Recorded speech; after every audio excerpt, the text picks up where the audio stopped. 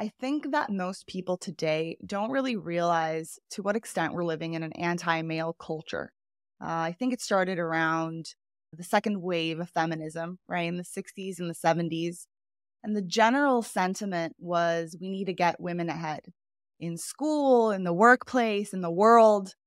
But underneath all of that was a very zero-sum anti-male philosophy, right? It's women's turn, but that also means that men need to take a seat and to let others get ahead for a change. There's something very destructive about that sentiment. So I'm really interested. You've done a lot of amazing work uncovering this anti-male culture and the extent to which some men find themselves in really difficult situations where they're essentially powerless.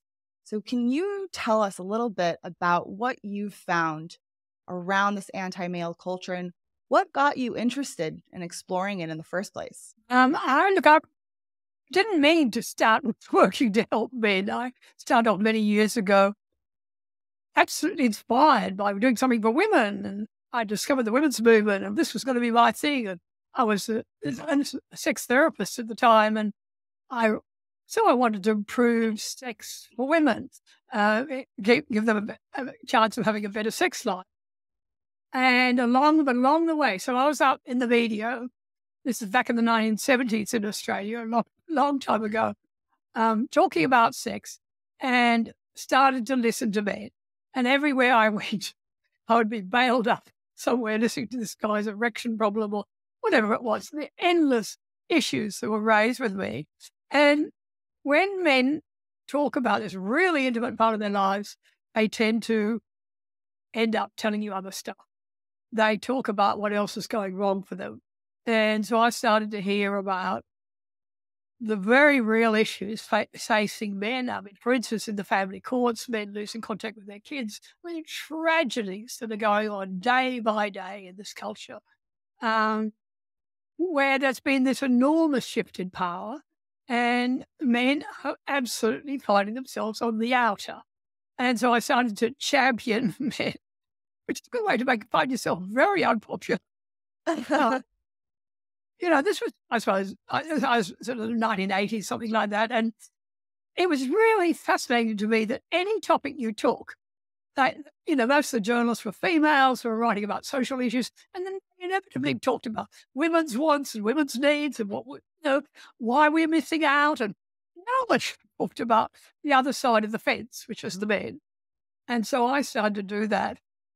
And I not only gained a lot of support from men, but also there's a lot of women, an increasing group of women who are really concerned about what's happening to the men in their lives. Most women, luckily, have men in their lives they care about, brothers, fathers, sons, and they're watching those women. And they really resent the endless male bashing that's going on. And they're very nervous about raising sons in such an anti-male culture. So I think at a community level, there's great concern about the constant pressures to advantage women at the expense of men. And that wasn't what, those of us who called ourselves feminists, that wasn't what we signed up to. We wanted a level playing field. We didn't want men bashed over the head and constantly denigrated, and women pushed forward at every possible opportunity. I mean, people have watched this happening in so many areas. Years ago, I used to write a lot about boys' education and when we noticed, as you said, I mean, one of the great things was watching girls take their place in the world. All these programs were encouraging girls to go for it, to do science, to do maths, not to hold back, not to be conformed to a female a view of how females were supposed to behave. And we saw these incredible results coming through. But parents started to write to me saying, well, we went to my child's speech night or, presentation night, and it was only girls winning all the prizes. And they were noticing it was the boys filling the remedial classes, the boys dropping out from school, the boys not finishing school. So it went on. And the gap was why this was back in the 1990s, I suppose. I had this conversation with a senior bureaucrat, a female, and I said to her, what will happen if the gap keeps widening and we see more and more men, more and more boys dropping out, more and more boys doing badly? And she says, we'll wait 2,000 years and analyse the results very, very carefully.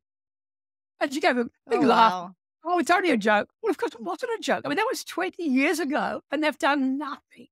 The gap widens all the time. I don't know what the American figures are looking like, but the gap widens all the time in Australia between males and females, and males are now the most disadvantaged when it comes to education in Australia. That's just Right. appalling. Absolutely. What I find amazing about this is that, in some areas, I think that the average person who hears, the feminist jargon of we need to get women ahead, they have no problem with that, right? That doesn't seem like a bad thing. That seems like a very, very virtuous goal. Yeah. But I think that what we don't realize is that a lot of people who were leading these movements, especially in the 60s and 70s, these second wave feminists, a lot of them had very strong anti-man sentiments. On the personal level, they didn't like men and they were happy to see men getting behind. And I think that the celebration, this promotion, this Schadenfreude almost, this joy in the sorrow of others, when it comes to men, especially little boys, and the fact that you do see them falling behind in school and just losing that motivation, that drive, that competitiveness, which is so important for boys and young men. And we're just extinguishing it. So I think in terms of the school component, it's interesting to note, and you've mentioned this quite often, that it's very feminized today. Right? Yeah. You have female teachers, you have a teaching style that makes sense for girls mostly, sitting all day, being very obedient, listening to the teacher. That's something that girls have an easier time with. Nobody likes to sit all day, but boys really can't handle it. They're so rambunctious, especially in their earlier years and in the teenage years when they get that surge of testosterone. And they're medicated instead, right? Yeah. They're given ADD medicine, which basically just kills your play circuit and makes you have tunnel vision and makes you depressed at the end of the day. So it's a real shame. It's a real shame. Absolute tragedy what's happening to boys in our schools. And I've raised two sons, and my younger son was a bit of a struggle. I mean, he was classic. He couldn't sit still for 1 minute. And I remember all these years I spent sitting under his basketball hoop while he threw baskets, and I tested him on his French verbs. But I really early discovered. Oh, that's lovely. He learned much better if he could have a bit of motion there. Yeah, yeah. I bet. That whole business of how do we adapt to boys' learning styles is something that periodically has got a bit of attention. We had major government inquiries into why boys were doing so badly under various governments in Australia, and they came up with all these ideas. We have to give, break the school periods up and give them more time for, exercise and so on, and get away from all this cooperative learning and give boys chance to, and boys often do better than girls in studying for tests and being tested periodically or whatever it is. I mean, and those more traditional ways of learning and testing actually appeal to many males more than they do to female. And so they went into all the ways they could think of to try to help boys. And, the government institutes all these new policies. And then we have a change in government. We go to what I would regard as a more left-wing government. The Conservative governments were the ones who were making these sorts of changes, and the Labor governments aren't remote. Our left-wing government is remotely interested. So it all gets tossed out again. I mean, and the same happened in Britain. Britain made big progress in boys' education and then had to change government and it all went backwards. I mean, if you've been around for long enough, it's pretty depressing, really. Interesting. Yeah, you've seen these cycles, come and go. But I hope that people are waking up today, because I think that we've reached such an extreme that it's hard to ignore it. And one of the things that you've said, which I really agree with, is that men and women are connected. You have Yeah. brothers, you have father, you have sons, and at the end of the day, you want men to be healthy and successful and fulfilled, because our lives are integrated.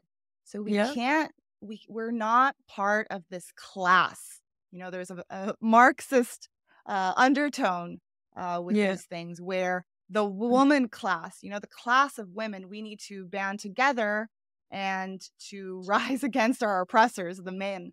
And Yeah. I don't see it that way, and I don't think that's a helpful strategy to Yeah. get, to I deal with know. the Oh, people it's in our a nightmare. lives. And but the trouble is, we've had. I mean, we're in our Australia, which of course is the country I know best. We've seen women in key positions in all the major institutions. I did an analysis of our government organisations, the public service, and amazing. This department had 70% women. This department had 60, 80, whatever. Almost every department had women were absolutely dominating, and particularly increasingly in the higher levels. And that'd be fine if they made policies for everybody. But you see the results in public policy. And so we have 6 out of the 8 people who kill themselves every day in Australia are male, and yet 4 of the 5 beneficiaries of our suicide prevention policies are female. They won't even, our national suicide bodies won't even name male as a disadvantaged group. I mean, it's just absolutely bizarre. And almost everybody on those committees are female. And they just sit there and ignore this massive elephant in the room, which is, I recently took part in this tragic event in front of our parliament, where we had boots laid out on the lawns that lead up to Parliament House. A boot to represent every man who's killed himself in Australia this year, an empty boot. It was really tragic. But of course, you can't get any media coverage. The media is totally controlled by, the feminist narrative and feminist editors and so on here. And so you can't get any coverage for that sort of event. You can't get anybody writing articles about what's happening with suicide prevention. Our national, we have a big national body that gathers, the statistics, the Bureau of Statistics. And this year they took coroner's report data to show that it's actually the major cause of suicide in this country, as in true as most countries, is family breakup. It's related to family law. It's related to men losing their children, losing their homes, Oh, wow. and all the consequences of these ghastly divorces we're seeing everywhere, where men have so little power. And that's the major. And here it is in black and white in our statistics, and it's still being ignored, and the media won't touch it. What do you That's do with incredible. That's it? incredible. Well, you've been doing amazing work, really shedding light on what happens to men in these situations. And I've had men comment on my videos where, in a situation where a woman can call the police and say that her husband abused her, even though he didn't. And then, 3 cops show up and take him to jail. Who has power in the situation? That's a good question.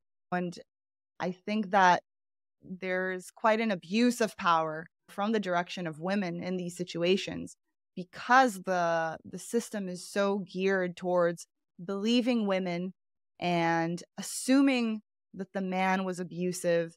And really, we've almost wiped out innocent before proven guilty, and which Yeah. was a fundamental pillar of our justice system. So what have you found in these situations of divorce and, custody battles? I'm sure you've seen really horror stories. So tell us a little bit.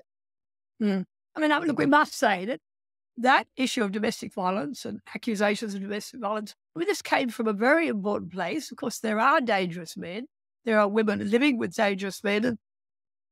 And our whole society, of course, wanted to change that, wanted to protect women, wanted to give them somewhere to go, refuges to escape to if they were in that situation. And the feminists very rightly realized, I mean, this is a fantastic issue for them. Do you know the story of Erin Pizzey?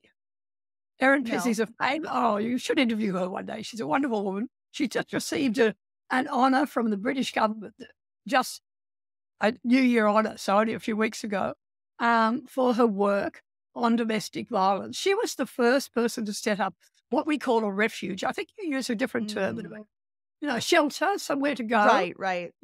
She set up the first shelter in Britain for women escaping from violence.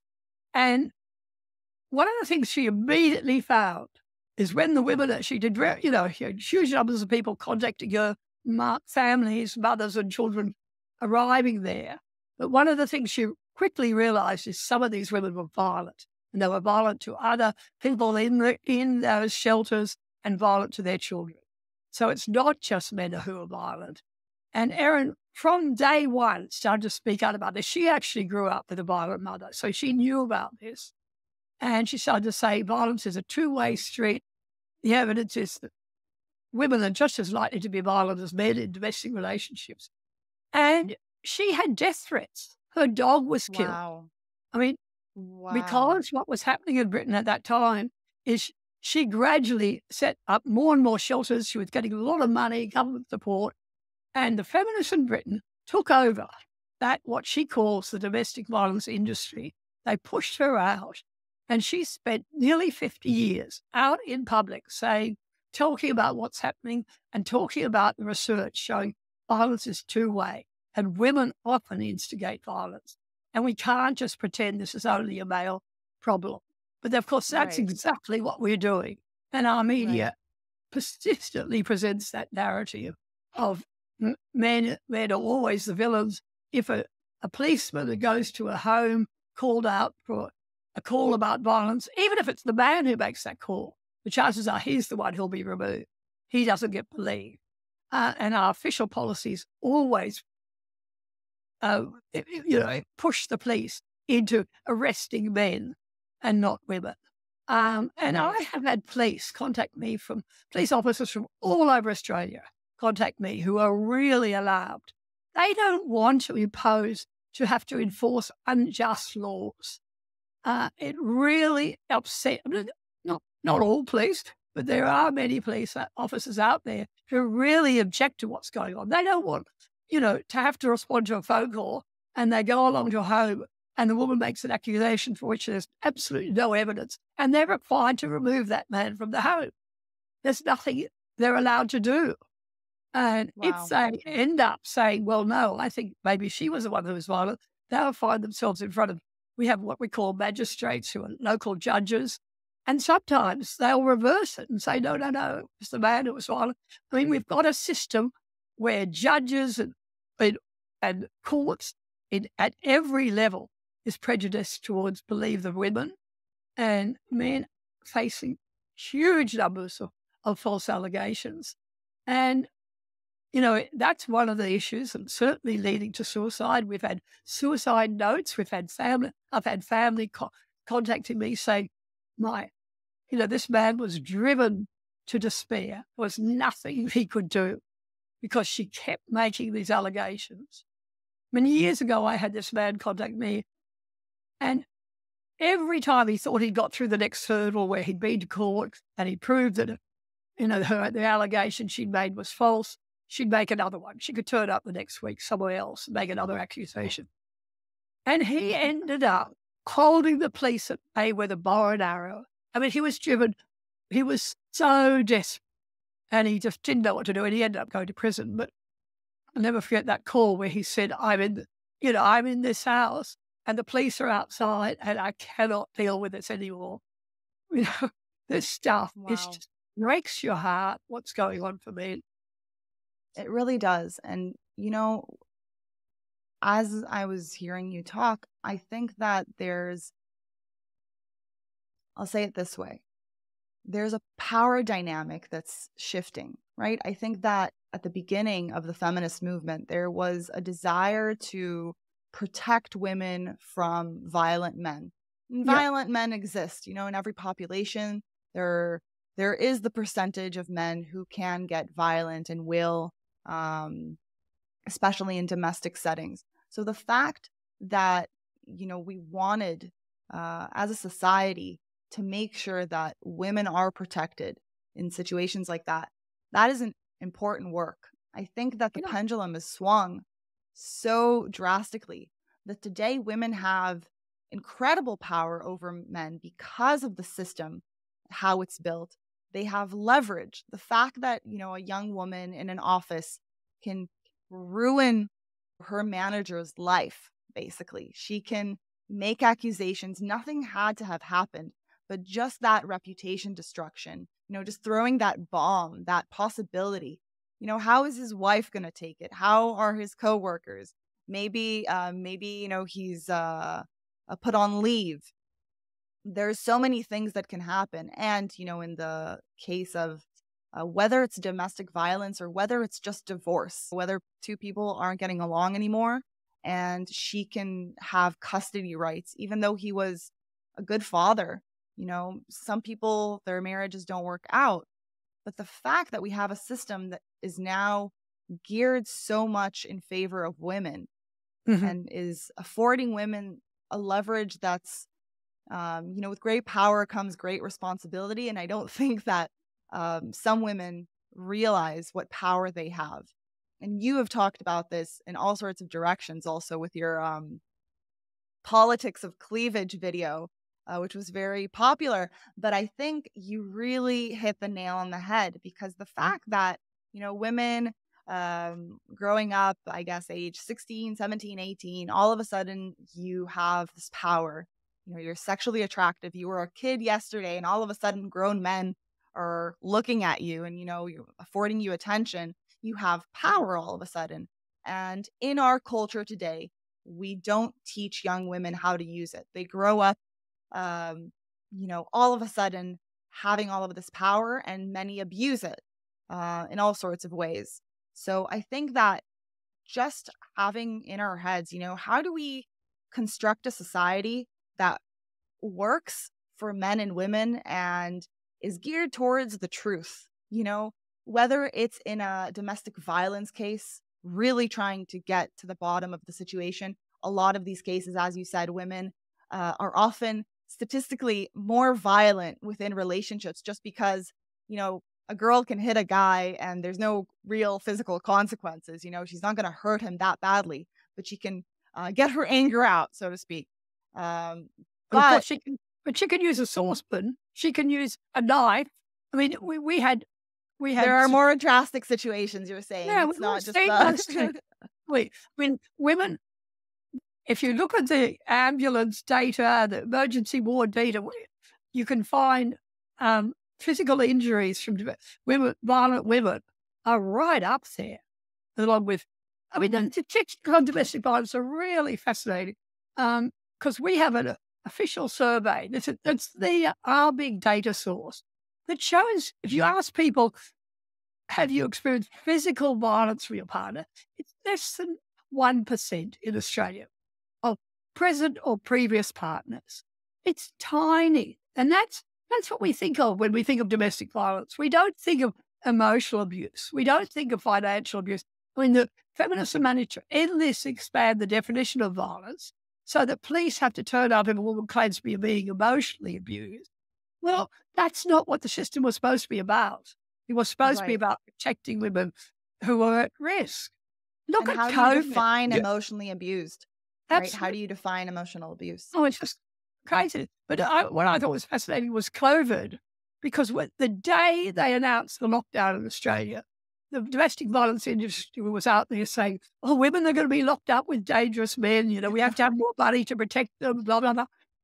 And we saw this roll on. I mean, America too, I was watching it there. You had exactly the same narrative that this was going to be really dangerous for women.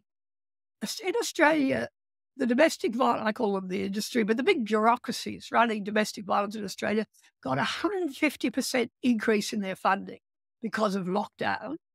And yet even within the first 6 months, there was official data coming through showing in fact domestic violence incidents were going down. The police are reporting Wow. less domestic violence, but they are so good at creating alarm, creating the idea that this problem is never ending, it never gets any better, expanding the definition so that we can always say it's getting worse.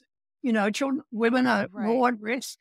So we've got debanking now in Australia where you can report your partner for financial abuse, and the banks have all announced they'll freeze his accounts. You don't need any evidence. You can just claim he's financially abusing you. That is so extreme. That is so extreme. No, it's incredible because, first of all, how do you define emotional abuse? How do you define financial abuse? And, you have pointed to a very interesting point here. The fact that the incentive system is structured in a way where the narrative around domestic violence affords more funding for these groups and these organizations. So keeping this narrative alive, that's aligned with their interests. It's really interesting, and it explains why this narrative is, blown out of proportion. Because if you're talking about 1%, of the population, even engaging in any form of domestic violence, and if you open the hood and you realize that a lot of these couples, it goes both ways, then this is a different story. And, I think that a drawing alarm, and I think this is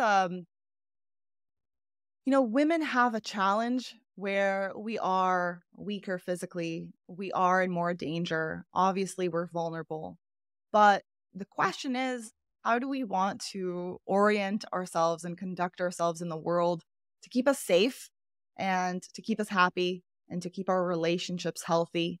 And I don't think that creating, an inquisition of sorts around men, because, there are the violent men, but the average guy doesn't need to be abused in a divorce court in the way that most men are. And it's a real tragedy. And the fact that, we don't realize how important fathers are for their children. There's so much in this, right? But it's just this general anti-man kind of philosophy. But it's also about, how we're raising girls. I mean, I grew up at this when second wave feminism was just bursting out, and it was so exciting. We were powerful. We were going to be taking our place in the world, and the barriers were breaking down to, we didn't have to be chaperoned anymore. We were allowed to stay up late at night. We could, and we were allowed to go out and take risks. And all of a sudden, we're back to women only being victims, girls being taught this is a really dangerous world. You have to be afraid of males. You have to be afraid of the boys in your class because they're potentially violent. I mean, it's such a terrible message to take away female agency. And it's just hard for someone like me to believe that we've done that to girls, to teach them all to be fearful of men. When we were just reveling in being allowed to do things alongside men as young women, Right. I think that this narrative kind of shifted, but it really did start with this freedom, with this independence, the sense of agency. And today, the story is, you need to say thank you to all the women who came before and paved the way, because we fought the dangerous, dangerous men and afforded you all of these privileges. And now you need to appreciate it and, steer clear of all of these dangerous, violent men. And that's kind of the story that most women hear, and how, don't let a man mansplain to you, right? If a man is trying to explain something, he must be patronizing you. And all of these, ridiculous things of how men take up too much space, right? This joke about man spreading in the subways, and there were videos of women who poured bleach on men randomly in the subway who were, just spreading their legs. I don't know if this was like a fake video or not. It seemed pretty real. I mean, there's a reason why men sit with their legs apart, which is to do with their anatomy. It's to do with what gets squashed if they don't. I mean, that's pretty Exactly, exactly. basic. And this is going back to just human nature, how we're built, understanding the reality of our existence, and then figuring out what the best way is to, conduct ourselves individually Yes. and on a societal level. But ignoring these realities, ignoring what men need, ignoring what women need, I don't think that serves anybody. And I think today, in this crazy feminist narrative, we're also forgetting what women need. Women are busy trying to succeed and be just like men, but they're not taking care of their relational sphere. In terms of how Mhm. important it is for most women, most women get their satisfaction and their fulfillment from their close relationships, from their family, from, their relationship with their husband, with their children, with their parents, with their community and friends. But we don't talk about that. We talk Yeah. only about career and how men are holding us back. And there's no harmony in that. There's no sense of No. cooperation and trying to work together, which is I a real don't know. shame. When I was I had my daughter was at school and I was invited to careers night to talk about my career as a Yeah. journalist. And much to the surprise of the woman who'd organised it, one of my main messages was, don't forget to have babies. That children are going to be children are going to be the thing that will give you most pleasure in life. And I know you're not supposed to say that anymore, but that nothing compares. Careers, I've had the most amazing career, but it doesn't compare for me to the pleasure of raising my children. And now I've got grandchildren. And, no one tells girls that anymore, that Right. really matters. And of course, once that was all they heard. But you would have thought we could have a bit more balance there in terms of talking about priorities. Right. I think that most women want that combination. We want to have our creative pursuits, our careers, um, but we also want to be able to incorporate family life and having children. And the early years are very strenuous, but being able to juggle a career alongside that and maybe develop it more when the children are older, and finding that rhythm and that balance that allows us to have the best of both worlds. I think that we're living in a world today that really offers amazing freedom to women where you can organize your life in a way where you can have it all. There's phases. You might not be able to have it all at the same time. Yep. But I think, and it's almost tragic that you said you're not allowed to say today that children are the most important thing. Yeah. But that's most women's feeling, when they reach a certain age and they look back. And I'm listening to these women, and that doesn't mean that I don't have my aspirations, and that doesn't mean that women shouldn't chase their careers as well. But it's how do we find this good balance? I lived for 5 years in New York, Hmm. in the 1980s, and I used to sit on my desk was opposite a childcare centre, and I'd Oh, watch babies, these 2-year-olds, being picked up at 6 o'clock at night, dropped there at 7 in the morning, picked up at 6. I mean, it was just tragic. The long yeah, hours women had to work in their career.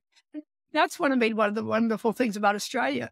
Australian women have been very stubborn, and most Australian women still take time out of the workforce when they've got babies because they want to look after them themselves. I mean, increasingly the cost of living pressures are making that really tough. And, it's not always possible. But when they can, they do. And they've always said that's what they want. And they then tend, if they can, to go back to part-time work. And we have a very strong tradition of mothers working part-time when they have little children. And it's one of the real strengths in Australia. But of course, that's the amazing. feminists are always complaining that we don't have enough women CEOs or we don't have enough. But I think that we've got the balance a lot, a lot more right than America certainly does. I mean, I think it's tragic how few women are able to find those flexible working hours and, find a way of doing both.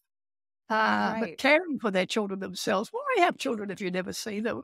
You know, watching these nannies in New York, they had some nannies. Oh, for sure. In Central Park, you Just see the so nanny weird. crew. Yeah. And Absolutely, absolutely. I'm speaking with Erica Commissar in a few days. I don't know if you know her, but she's all about the damage of daycare and how important mothers are, especially in the early years. So we'll Yeah, I get think, into all of that. I really, really oh, that's agree. good. No, no, no. I think the long hours of daycare, the evidence is very clear. I once got into Yeah. terrible battle when I was working full time for a newspaper, and I wrote about the way they were reporting the data that was coming through on influence on how the childcare was influencing children. There was actually a very big American study taking place. There's been longitudinal studies that have been going for decades. And in the beginning, they announced, "Oh, it's all great, mums, relax. You know, the kids are doing really well." And then when those children reached sort of 4 and 5, they started getting evidence that there were problems for kids who'd been for long hours in care as infants. And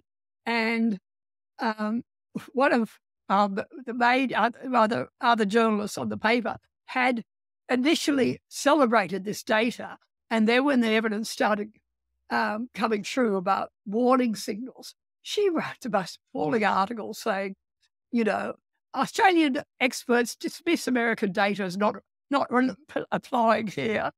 And I wrote a column calling her out and said, look, 5 years ago you said this. You were talking about the same researchers. You're now dismissing them as irrelevant. The poor editor had a terrible time trying to work out how to deal with this clash between their two of their top journalists. But I mean, gatekeeping Absolutely. in journalism goes on all the time. And this was a woman who put her child into childcare from a very early age, and she wasn't interested in any research that challenged that. And we see that in Right. so many areas. Right, right. You know, you see the results of these children, and it's usually aggressive behavior, emotional problems, you know, temper tantrums, into an age where that's developmentally not what you're used to seeing. You know, these fits, higher cortisol levels, and later on, much higher propensity for depression and anxiety. So these are real issues, and the early years have an effect.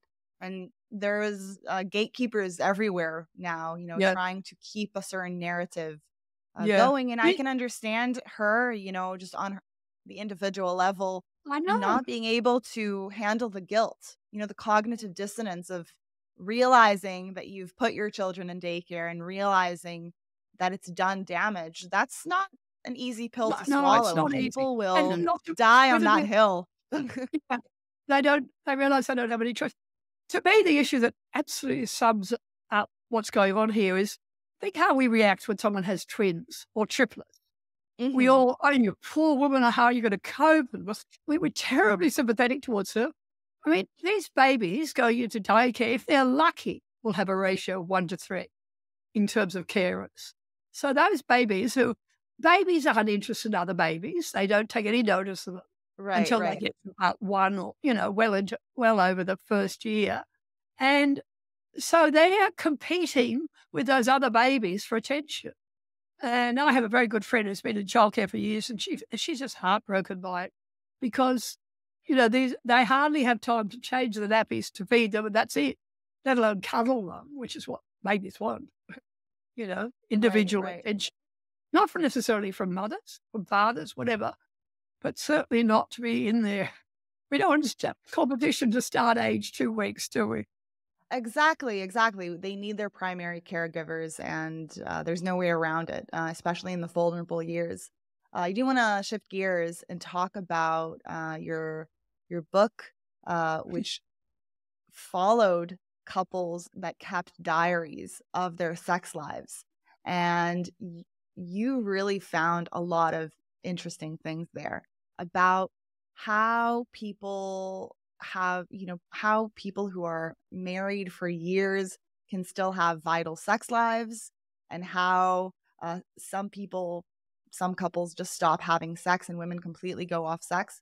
So tell us what you found doing this research, writing this book, reading all of these sex diaries of all of these different couples.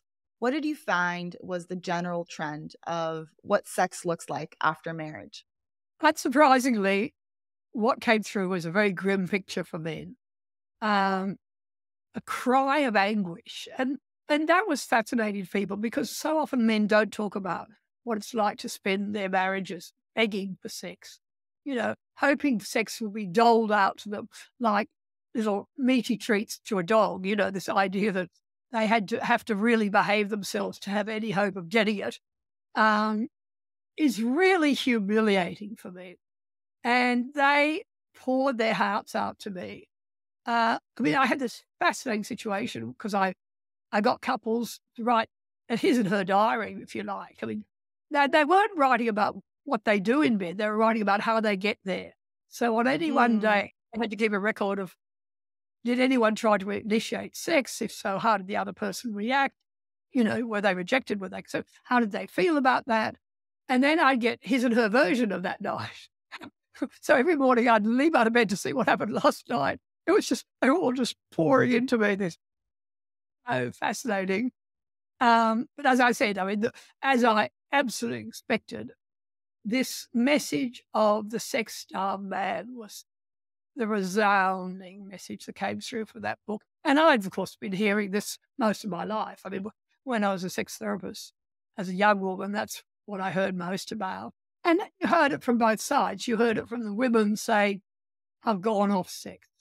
I'm not remotely interested. I know he's really upset about it, but it's the last thing on my mind, particularly from the young mothers, women who have children crawling all over them all day.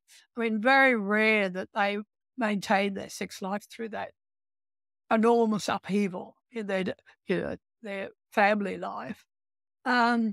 So the sex-starved men was the major issue. I had 1 in 10 was the other way around, the sex-starved woman, and they were absolutely fascinating. Tell us what you found there. Well, they were very cross, very cranky lot. I bet. That was the amazing thing to me about the men, is the men were so resilient. Men who would put themselves up, those little doll clowns in a fun fair, where you throw the ball and you knock them out. I think men are rather like, they'd pop up and have another go and get them again. There's a constant willingness to put themselves up and be rejected again and again, but just in the hope of that intimacy. Now, I say that intimacy because women assume it's just sex. Oh, for goodness sake, go run around the old oval, have a cold shower. They don't see it as a big deal. And men wrote so beautifully about that.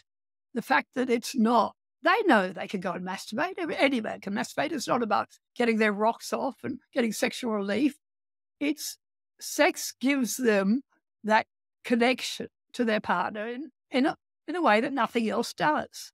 And it was part of their expectation of a loving marital relationship, or even if it's just a long-term live-in relationship, they expect to have a lover. And to find themselves living with a roommate or a sister is just heartbreaking for them and really deeply humiliating. So that's the male resilience. But what I found with the women, they were absolutely shocked to find themselves rejected. And many women would be rejected a couple of times. They wouldn't go near the husband again. And they just couldn't cope with the idea of coming on to him and having him reject them. I can understand that though, because of, the differences between men and women's sex drives. Men usually on average have a higher sex drive and they maintain it over time, throughout their life. And women have a lower relative sex drive. Maybe it's a little higher, when they're single and they're, looking for a partner, and then during that kind of falling in love period. But then once kids come and hormonal changes happen and all sorts of things, then women do lose their sex drive on average, not all. No. But I think that the reverse of that, when a woman still has her sex drive and the man doesn't, I think that would probably just, shock a woman and feel very personal almost, like, are you not attracted to me? He doesn't like my body, all that stuff. Women have. Right, because we don't talk about, the dynamics in sex. A man wants to feel powerful, vital, able to satisfy, but a woman wants to be attractive. She wants to feel like he wants her. She wants to feel wanted. She wants to feel like she's beautiful at whatever age, you want to feel that he desires you. That magic is still alive. And I really, hearing about all of these couples who weren't having sex anymore, whether it was the man or the woman, I think you really lose, first of all, a source of connection within the relationship that is it's hard to replace, because it's hard to explain what sex is. Sex is a very animal, natural thing. It's our intersection between culture and nature, as some have put it. But I think that it really, at the end of the day, when you look at couples who are having sex and those that aren't, the ones who are having sex, they keep this magic alive. They keep this sense of vitality and this almost youthful energy, and a real true desire for one another, and a playfulness, because when you've been together for so long, I'm sure that you need to experiment, you need to play, you need to explore, you need to be open to something new, and I think you can probably reach a knowledge of one another and an intimacy that's unparalleled if it's outside of a committed relationship. So I think people lose a lot of potential for magic there. Yeah, I mean, I should say, I think there are couples who have, just subside into a pretty non-sexual relationship quite happily. Right. And when it's mutual, Okay. I think that that's fine. The problem is when there's a disparity in desire and I one understand. person's feeling rejected. If you both rather eat chocolate or watch a good movie or read whatever, those couples that are both okay with not having sex, what ages have you found does that scenario usually happen? Is it after a certain point where both partners are okay, or does it not matter? Does age not matter? We had this, you mentioned the gap in desire, and I mean, it's really interesting research showing that gap is increasing between male and female sexual interest. And unfortunately, women are more likely than they used to go off sex, and they're doing it earlier than they used to. I mean, I think there are really interesting cultural factors here. What do you think is driving that? I think we're sending such a strong message to women that they don't have to, they don't want to. It's all contingent on whether they feel like it. And there can't be any obligation. You should never take one for the team. You should never have sex for any other reason than your own desire. And I think that's crazy. Because, I mean, in fact, there was some really interesting research years ago by a Canadian professor who was working for years with women who had no sexual interest at all. And she found there were situations for many of these women where they could experience sexual pleasure even though they had no desire. I always talk about if you put the canoe in the water and start paddling, and you have to have a willingness to be receptive. So if you think, oh, this is not going to work for me, I'm not interested, I hate this, obviously it's not going to work. But if you think, oh, I know once I get over this initial feeling, I don't feel like it, if he's doing all the right things for me, so he has to know how to make love to her. And then desire kicks in later. And that was the interesting thing. You don't need desire at the beginning. It can kick in later. We didn't know that when I was taught 50 years ago. We thought you had to have desire for a woman to reach orgasm. That's simply not true. And I haven't met many women who know that if they can get their head in the right place and, work on turning themselves on in the sense of preparing, at breakfast time, go and have a massage, do little things that make them more relaxed, that make them start anticipating sex, send him little sexy messages, flirt. They deliberately work on getting in the right place because they want sex to remain part of their relationship. And that's on the one hand. On the other hand, women who say, if I'm not interested, it's not going to happen. It doesn't happen.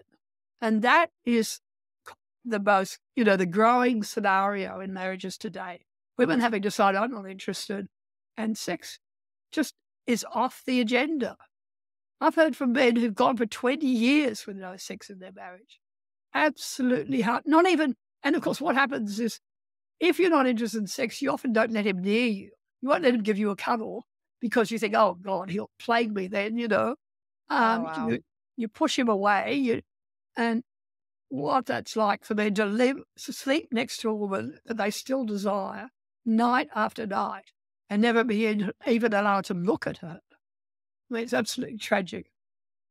Absolutely. Absolutely. I think the point that you made about sex drives and sexual desire, most women don't realize that there's a difference between spontaneous desire and responsive desire. And I think that's what you're talking about, the Yeah. fact that women at a certain point, you might feel less spontaneous desire. You might experience less moments where you think to yourself, oh, I'm horny. You know, that might happen less.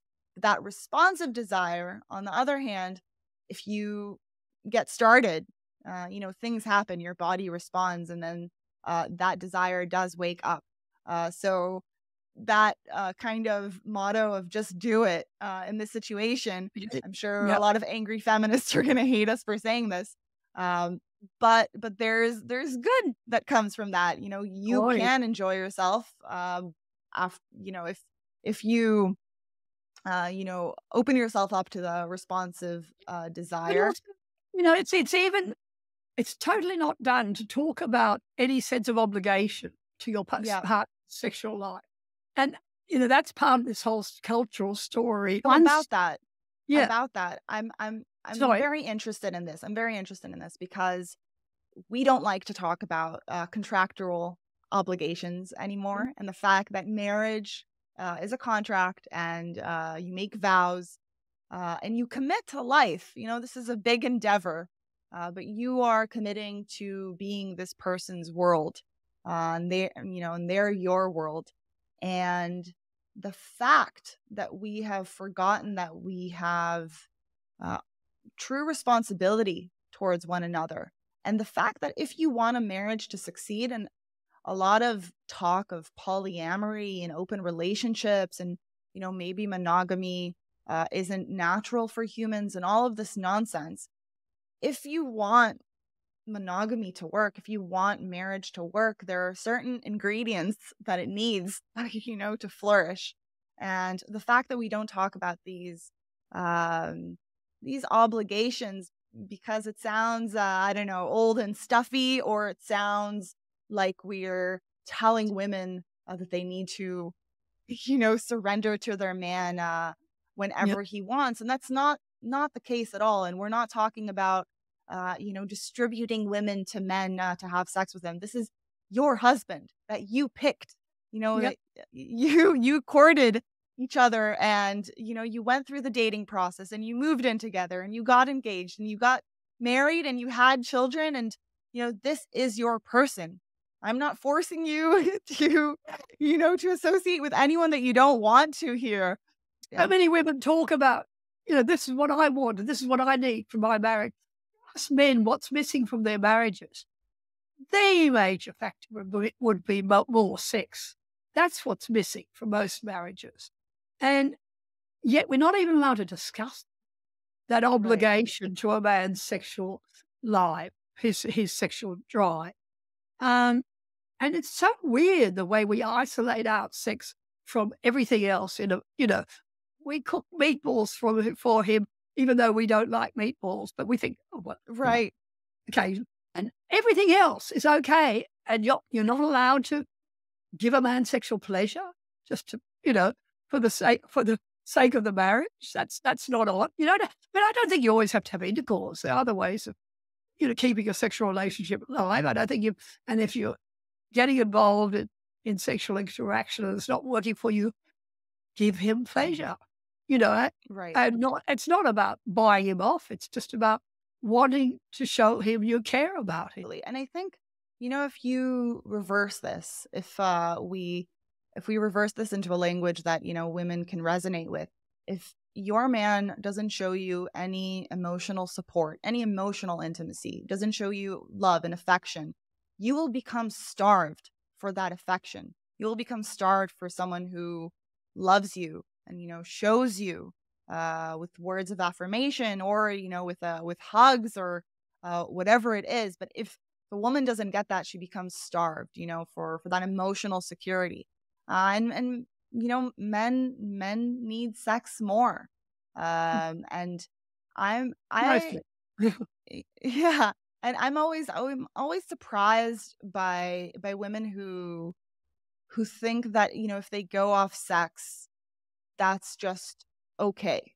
Like the marriage can continue and everything will be fine. I don't know how they're not absolutely terrified of the consequences because, some men will cheat, some men will go into porn, some men will just resent you, and be Yeah. bitchy to you because they don't understand why, you're not showing them that love and affection anymore. And I think that Oh, we also take power away from women here in this paradoxical sense, right? But the fact that men have a high sex drive means that women have power, and we don't talk about that. But the fact that, you are the gatekeeper and that you can make him feel good, you can make him feel like a man, you can make him satisfied. Don't you want to say goodbye to your husband in the beginning of the day when he goes out to the world and know that he is walking tall, satisfied man, not looking at, pretty young things as he's like walking through the world. Doesn't that sound like a better deal? I'm always surprised by yeah. the rhetoric around this, and Yeah. no And the one's fact that they forcing don't, you. and they're really irate at the idea that he might stray from the marriage, even in that circumstance. It's just extraordinary to me. After 20 years of no sex, I don't know which man wouldn't, right? And Oh, that's no. putting him, yeah, and that's putting a man in a situation where, God, that's an impossible situation. They write to me all the time in that situation. And most men don't want to have affairs. Most men, particularly men with children, are terrified of the marriage breaking up. They're terrified of losing their children. I used to have a chat thing on my, I don't know what it was, Facebook or whatever I had at the time. And there was this, and I got people to write letters and comment on each other's letters. And a man wrote this tragic letter saying, should I stay or should I go? And he hadn't had sex for years and years. And he had children. And it was precisely that dilemma.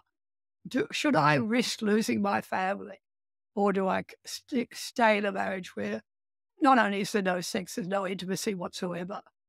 And it was incredible reading all the other men's react. I mean, the great divide between people who had left perhaps a marriage like that and found that was worth it. Others who would never give up their children. I mean, think Right. of that powerful situation. Men will lose an essential part of what it is to be a man because they're so afraid of the woman walking out on them and taking the kids. I mean, whoa, what have we done to men? I tell you something really funny. My book was published, in about 15 countries, and including Argentina. And I got this phone call from an Argentinian journalist saying, can't believe these Australian men. She said, no way would a man in Argentina, if he was, presented with a situation where she wasn't giving them any sex, wouldn't stay for one. He'd be off. He'd be having affairs, right, whatever. And I just thought Australian men were in deep trouble in the way that women are walking all over them. Because America's exactly the same. Yeah, America is the same. And, you see these couples sometimes where, they're in their 50s. I'm thinking of, like people I see in the airport when I'm traveling in America, and these couples that they don't have any more sex appeal between the two of them. They've lost it. You can see they're almost sexless beings, and they regard each other in that sense. And it's tragic because you lose your vitality. You lose this Yeah. really mysterious kind of energetic force, and I think that you miss real chances of connection because this isn't some woo-woo kind of psychological emotional connection only. It's also physical and hormonal, and the fact that you release oxytocin during sex, that bonds you to one another. That makes that person for you,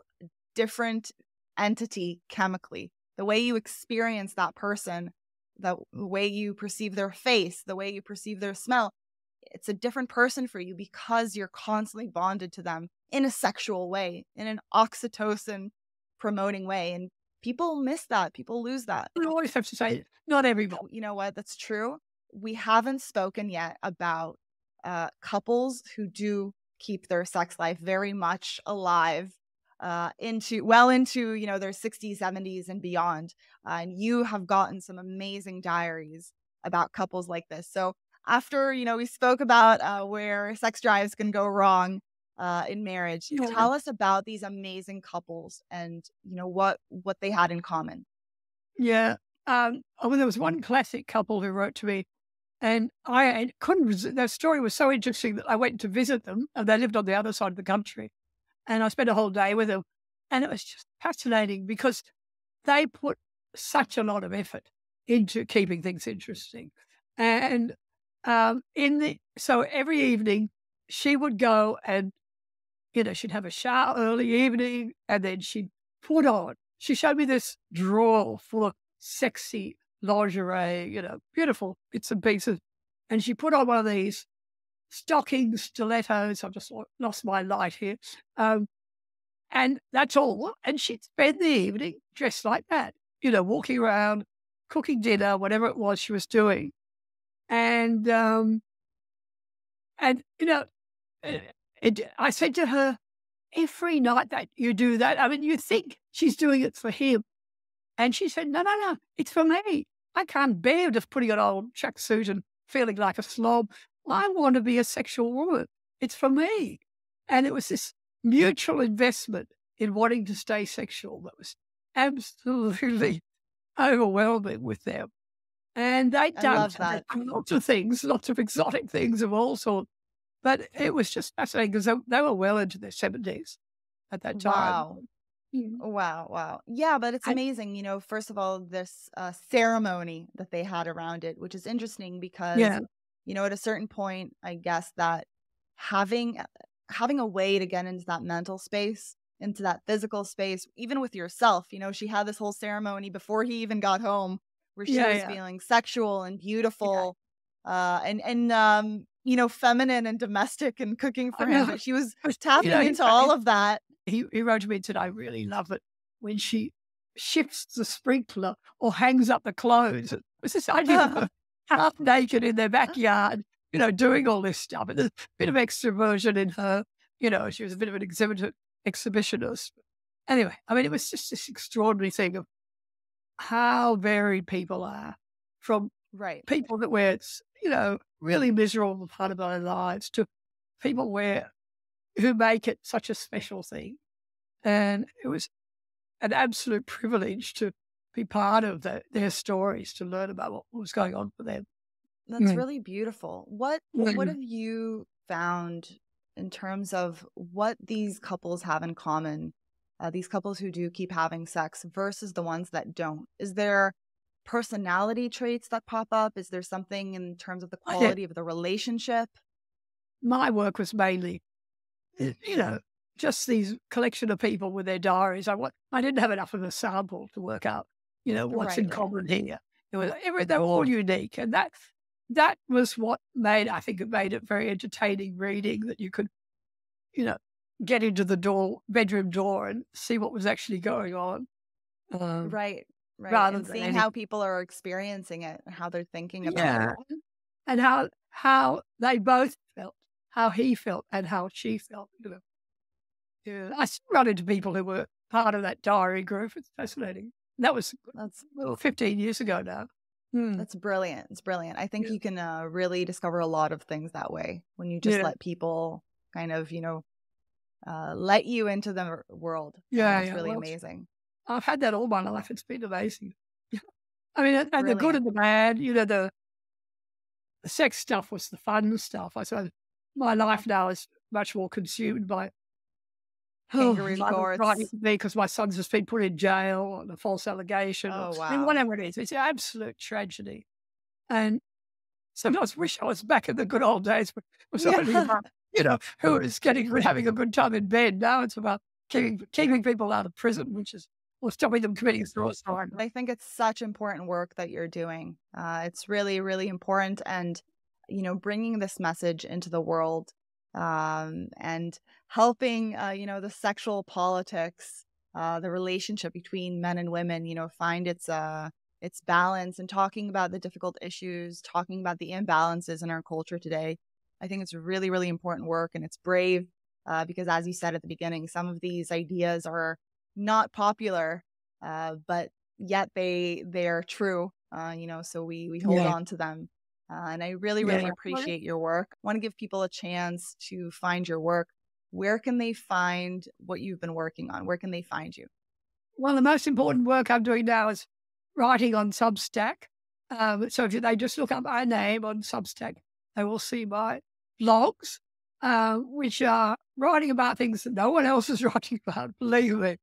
And but I also have a website which has a collection of videos. I've got a YouTube channel, all under my own name, so easy to find. And my long history of articles and videos and podcasts and so on that I've made, it's all there.